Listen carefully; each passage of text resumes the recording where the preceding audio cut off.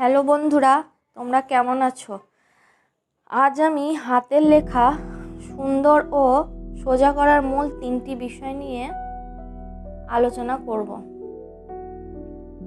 তো 3টি পয়েন্ট লিখছি। প্রথম পয়েন্টটা হলো অনুশীলন।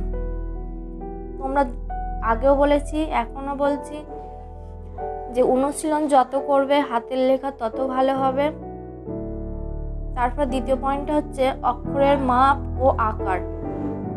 তৃতীয় পয়েন্ট হচ্ছে লাইনের সমান্তরাল।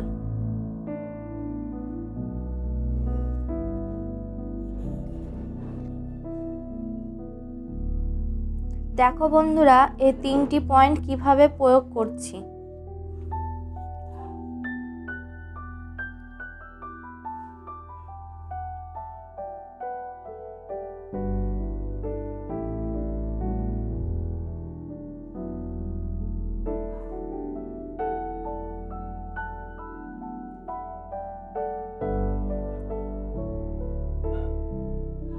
আমি বর্ণগুলোর আকার একদম কোথাও ছোট কোথাও বড় লিখিনি, একদম সোজা লিখেছি। হাতের লেখাটা দেখতেও ভালো লাগছে। অক্ষরের আকারগুলো যদি ছোট বড় হয় তাহলে কিন্তু হাতের লেখা সুন্দর হবে না বা দেখতেও ভালো লাগবে না। আর দেখো, লাইনের সমান্তরাল ভাবে যাচ্ছে, লিখছি।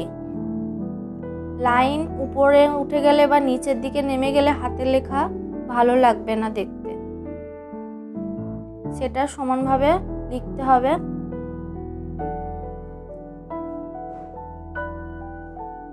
দুটি লাইন পরস্পরের সমান্তরাল ভাবে থাকবে।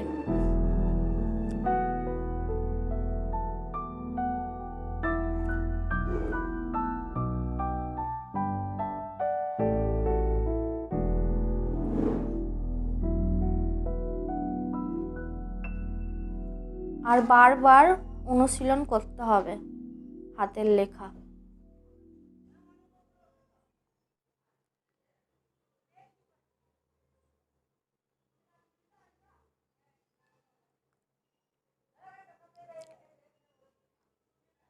আর অক্ষর যত অনুশীলন করবে তত ভালো হবে। তোমরা যত প্র্যাকটিস করবে হাতের লেখা ভালো হবে এবং আমার থেকেও তোমাদের হাতের লেখা ভালো হবে।